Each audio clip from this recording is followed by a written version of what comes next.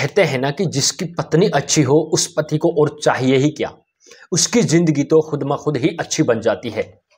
एक लड़का होता है राकेश नाम का, उसकी पत्नी का नाम होता है नेहा। उनकी शादी को 10 वर्ष गुजर चुके थे और उनके एक बच्चा भी हो चुका था। बच्चा छोटा ही था, तो वो अपनी पत्नी से बेइंतहा प्यार करता था और पत्नी भी पति से बेइंतहा प्यार करती थी। लेकिन आगे चलकर एक लड़की, प्रिया नाम की लड़की होती है, उससे राकेश का जो है राकेश को प्यार हो जाता है।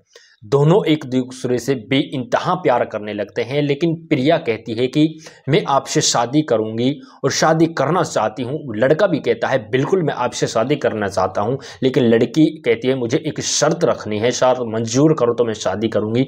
मुझे तुम्हारी बीवी को पहले तुम आप तलाक दो, उसके बाद में हम दोनों शादी करेंगे। घर जाता है राकेश, पत्नी से कहता है कि मुझे तुमसे डिवोर्स चाहिए, तलाक चाहिए। पत्नी उसके हंसी मजाक में टाल देती है और ऐसे ही जब हंसी मजाक में टालती है तो फिर से उस पत्नी को पति कहता है मुझे आपसे तलाक चाहिए, आपने मेरी बात पर ध्यान नहीं दिया है। तो पत्नी जब गुस्से में आती है, जो यहाँ की आगे की कहानी है आप लोग जब सुनोगे तो आपकी आंखों में वाकई में आंसू उछलने लगेंगे। मैं आपको दावे के साथ कह रहा हूँ। दोस्तों इस कहानी को आप लोग पूरा सुने, 5 मिनट का टाइम निकालें, इस कहानी को पूरा सुने। एक राकेश नाम का लड़का होता है, उसकी पत्नी नेहा है। उनकी शादी को 10 वर्ष गुजर चुके हैं। जब एक दिन राकेश के भाई को जो है कि राकेश का भाई है वो बीमार पड़ जाता है, तो राकेश अपने भाई को हॉस्पिटल में जयपुर एडमिट करवाने के लिए ले जाता है। तो उसको हॉस्पिटल के अंदर एडमिट कर देता है और उसी वक्त एक प्रिया नाम की लड़की आती है जिसकी माँ की तबीयत खराब है और उसकी माँ को लेकर वो हॉस्पिटल में आ जाती है। उसी हॉस्पिटल में जहां पर राकेश उसके भाई को लेकर पहुंचता है, उसी रूम में उसकी माँ को भी एडमिट कर दिया जाता है। उस रूम के अंदर 2 ही बेड होते हैं और 2 ही बेड पर एक पर राकेश का भाई, एक पर प्रिया की माँ। दोनों एक रूम में रहने लगते हैं क्योंकि उसके पेशेंट, उसके भाई एडमिट था, उसकी माँ एडमिट थी। तो प्रिया के घर से खाना आता तो राकेश मिलकर खाता, राकेश के घर से खाना आता तो प्रिया मिलकर राकेश के साथ खाती। इसी तरह से 2 से 3 दिन गुजर चुके थे और दोनों आपस में अच्छे से बातें करने लगे। दोनों ने एक दूसरे के कॉन्टैक्ट नंबर मांगे, दोनों आपस में बातें करने लगे, प्यार की भी कुछ बातें होने लगी। तो यहाँ से दोनों का प्यार बहुत ज़्यादा बढ़ जाता है। प्यार इतना बढ़ जाता है कि बेइंतहा प्रिया नाम की लड़की है, वो कहती है क्या तुम मुझसे वाकई में प्यार करते हो? राकेश कहता है बिल्कुल प्यार करता हूँ, प्यार भी इतना करता हूँ कि ज़िंदगी के अंदर मैंने किसी से इतना प्यार नहीं किया जो मैं तुमसे प्यार करता हूँ। क्योंकि राकेश की आंखों में उसी की सिर्फ तस्वीरें अपनी आंखों के सामने घूम रही थी और किसी का भी नाम वो लेना पसंद नहीं करता, यहाँ तक कि अपनी पत्नी को भी पूरी तरह से भूल चुका था वो। तो जब घर पर आता तो उदास उदास सा रहता और फोन पर बात करता, फोन पर ही लगा रहता। अपनी पत्नी भी उसकी सोच में पड़ जाती है। लेकिन जब प्रिया कहती है कि मैं आपसे शादी कर लूंगी लेकिन एक शर्त है, तो शर्त वो पूछता है क्या शर्त है? मैं आपकी हर शर्त मानने के लिए तैयार हूं कि तुम्हें अपनी पहली पत्नी नेहा को तलाक देना होगा, डिवोर्स लेना होगा उससे, उसी के बाद में मैं आपसे शादी करूंगी। कहता है चलो ठीक है, मैं आज घर पर जाऊंगा और उनसे तलाक की बात करूंगा। जब वो घर पर पहुंचता है तो नेहा, उसकी पत्नी, टेबल पर खाना रखती है और राकेश कहता है कि प्रिया पहले सुनो, सॉरी नेहा आप पहले सुनिए, मुझे आपसे तलाक चाहिए। हंसी में गुजार देती है। फिर से कुछ सामान लेने के लिए पत्नी घर के अंदर चली जाती है। पत्नी को खाना लाना था ना, उसे पति को खाना खिला रही थी तो और खाना लेने के लिए जाती है। फिर से आती है, फिर टेबल पर कुछ रखती है। फिर से राकेश कहता है कि आपने मेरी बात पर ध्यान नहीं दिया, मुझे आपसे तलाक चाहिए। नेहा गुस्से में आकर कहती है कि तुम्हें खाना भी है या नहीं? तलाक तो चाहिए लेकिन पहले खाना खा लो, इसके बाद में फिर सुबह हम अच्छे से अच्छे दिमाग में बातें करेंगे। तुम ऑफिस से आए हो, तुम काफी हारे थके हो और तुम्हारा दिमाग वैसे भी ठीक नहीं है, फिर हम उसके बाद में बातें करेंगे। राकेश खाना खा लेता है। रात भर दोनों राकेश से एक बेड पर ही लौटते हैं, दोनों मियाँ बीवी। लेकिन राकेश अपनी करवट लेता है, नेहा अपनी करवट पे लेटती है। दोनों के ख्याल में चलता रहा। नेहा है जो उसकी पत्नी, सोच रही है कि आखिर मैंने ऐसा किया क्या है जो इसे तलाक चाहिए। तो सुबह हो जाती है और कहता है कि खड़ा होते ही दोनों मियाँ बीवी खड़े हो जाते हैं। फिर से वो उसकी वही धारा होती है। राकेश कहता है कि नेहा मुझे तुमसे तलाक चाहिए। पत्नी कहती है कि ऐसा क्या हुआ जिस वजह से तुम्हें मुझसे तलाक चाहिए और मैंने ऐसी क्या गलती की है, जब वाकई में तुम्हें तलाक चाहिए। कहती है हाँ, मुझे आपसे बिल्कुल पूरी तरह से तलाक चाहिए। कहता है क्या रीज़न है।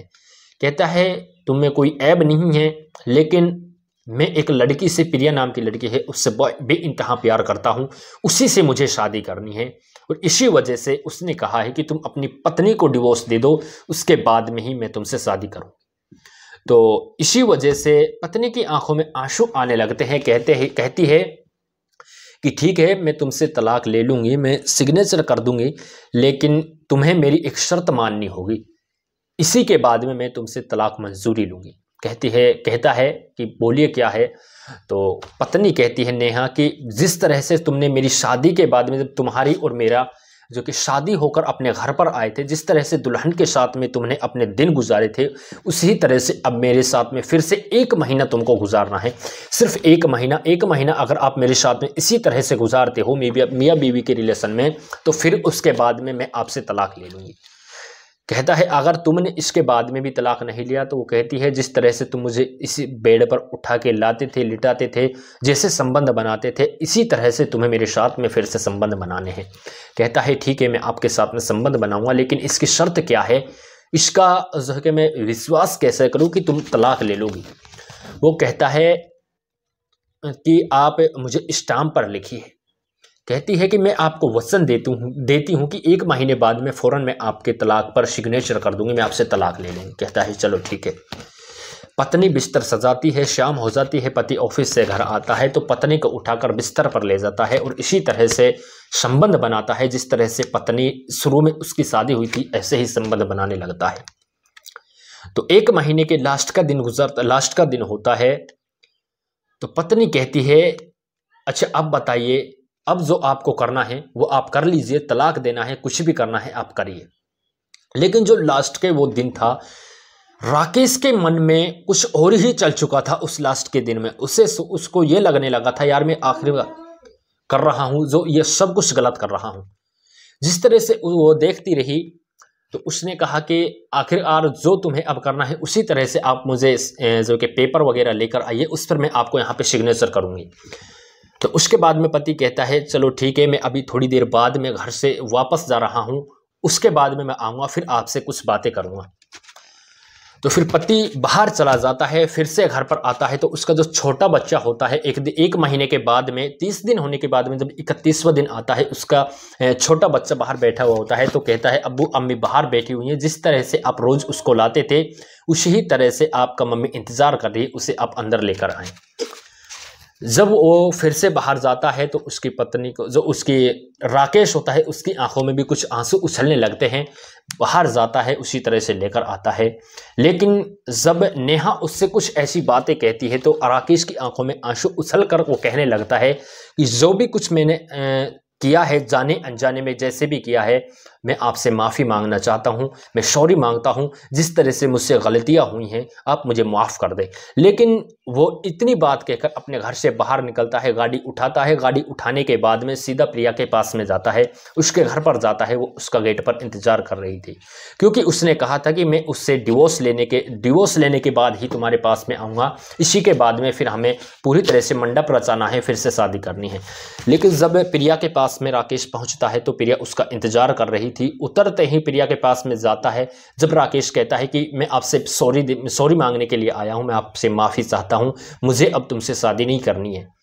तो प्रिया कहती है आखिर हुआ क्यों, क्या तुम इस तरह से गई थी कि मैं वहां से तलाक के पेपर लेकर आऊँगा और वहां सिग्नेचर करा के लाऊंगा, फिर उसके बाद में हम शादी करेंगे। लेकिन वो कहता है कि कुछ भी मान लीजिए, लेकिन मैं पहले अपनी वाइफ को समझ नहीं पाया, उसी तरह से मैंने आपसे कह दिया, लेकिन वही हैं जो कुछ भी हैं। अब मैं आपसे पूरी तरह से माफ़ी चाहता हूं, आपको हाथ जोड़ता हूं, मुझे अब शादी नहीं करनी। इतनी बात कहकर गाड़ी में बैठता है, फिर वो मार्केट की तरफ चला जाता है। फिर प्रिया है उसके पीछे चीखने चिल्लाने लगती है, लेकिन वो उसकी कुछ नहीं सुनता है। मार्केट के अंदर जाता है, एक दुकान पर जाता है।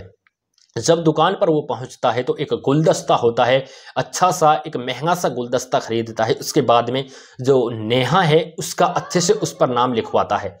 नाम लिखवाने के बाद में जब उस गुलदस्ते को वो घर लेकर जाता है तो गेट बजाता है, गेट खोलता है। गेट खोलने के बाद में उसको एक अजीब सी ऐसी नज़र आती है कि जो नेहा थी उसको अपने जो नेहा है उसने अपने पति को एक बात नहीं बताई थी कि उसको कैंसर की बीमारी थी, वो कैंसर से पीड़ित थी। उसने अपने पति से वो बात छुपाई। तो जब पति घर वापस लौटा तो पत्नी का इंतकाल हो चुका था। पत्नी उसके घर आने से पहले ही उसे जो है कि छोड़कर जा चुकी थी। पति अंदर जाता है तो गुलदस्ते को नीचे फेंक कर मारता है, अपने सर को जमीन पर पटक पटक कर रगड़ने लगता है, हाथों को देकर मारता है। कहता है कि काश मैं ऐसा नहीं करता, और उसको पता नहीं था कि वो कैंसर की मरीज है, वो कैंसर से पीड़ित है। जब अपने हाथों को देकर मारता है तो वो चीख चीख कर रोने लगता है, काश मुझे ऐसा नहीं करना चाहिए था।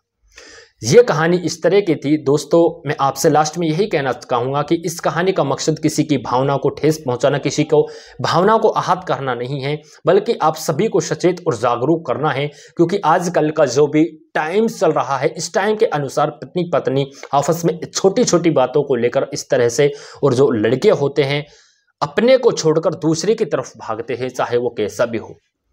लेकिन मैं आपसे फिर कहना चाहूँगा कि सुबह का भटका अगर घर वापस शाम को आ जाए तो उसका भटका हुआ नहीं माना जाता है।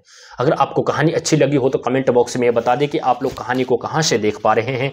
चैनल पर नए हो तो चैनल को सब्सक्राइब करें, फेसबुक पेज पर देख रहे हो तो फॉलो कीजिए। मिलते हैं फिर से नई कहानी के साथ में, तब तक के लिए अपना ख्याल।